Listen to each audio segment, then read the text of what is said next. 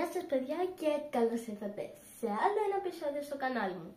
Συγγνώμη που δεν είχα ανεβάσει για πολύ καιρό, ήμουν πολύ απασχολημένη με σχολείο και άλλες δραστηριότητες. Αλλά να είμαστε και πάλι και θα ετοιμάσω το σακίδιό μου για ένα διήμερο στα Μέγαρα.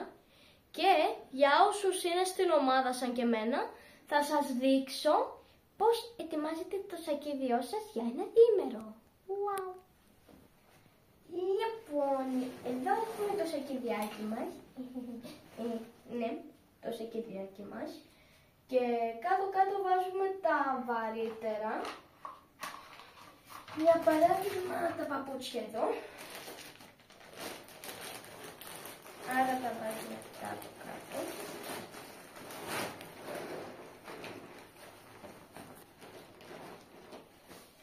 Μετά βάζουμε τα επόμενα πιο βαριά πράγματα που είναι τα είδη ρουχισμού. Βάζουμε αυτό πρώτα από πάνω. Να βλέπετε.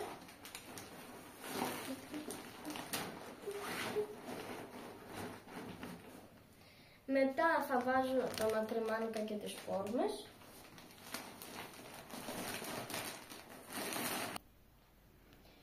Και όλα θα βάλουμε τα κοντομάνικα και τη φόρμα μας μέσα. Τις πιτζαμούλες.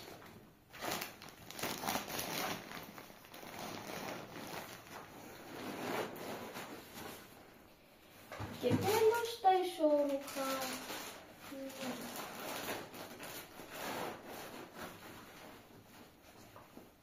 Εδώ τώρα έχουμε και τα είδη υγιεινής, όπως οδοντόβουρτσα, οδοντόκρεμα, χτένα μαλλιών και πετσέτα προσώπου.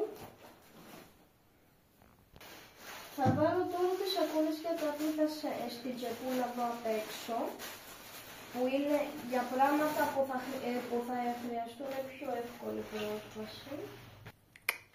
Και εσείς οι πρόσκοποι στην ομάδα ξέρετε ότι ο ενωμοτάρχης ή η ενωμοτάρχησα αναθέτει στον καθέναν τα ενωμοτιακά υλικά.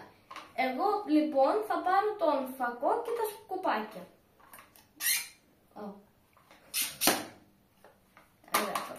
Θα τα βάλω αυτά πάνω για την πιο εύκολη πρόσβαση.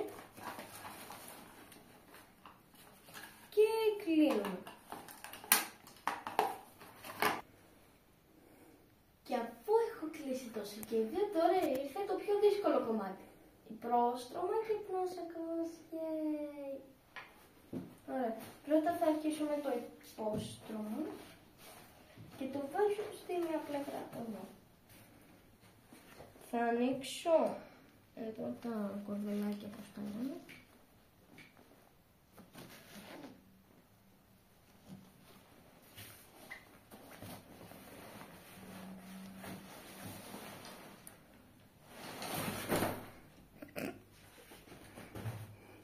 Τέλος πάντων, θα το πιάσω εδώ.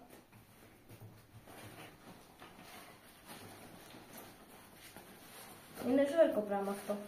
Να το ξέρετε.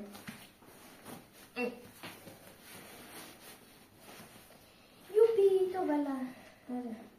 Άρα. Έγινε και αυτό.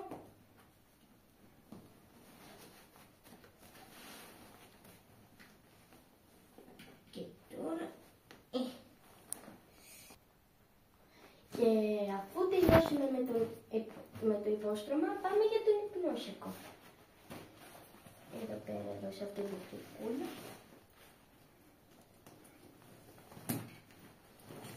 Σφίγγω πολύ για να το πάω στην άλλη την πλευρά.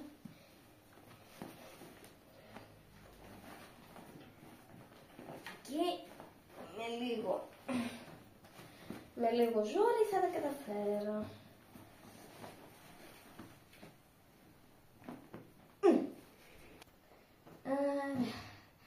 Τα κατάφερε η αγγελικούλα σας.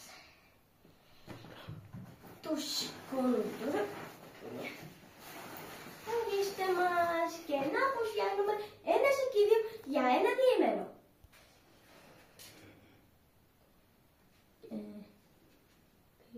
Και τώρα θα το φορέσω με την κατευθείαν. Δεν θα έλεγα ότι είναι και ελαφρύ. Πρέπει να σφίξω λίγο το σημάδι, αλλά θα το κάνω μετά.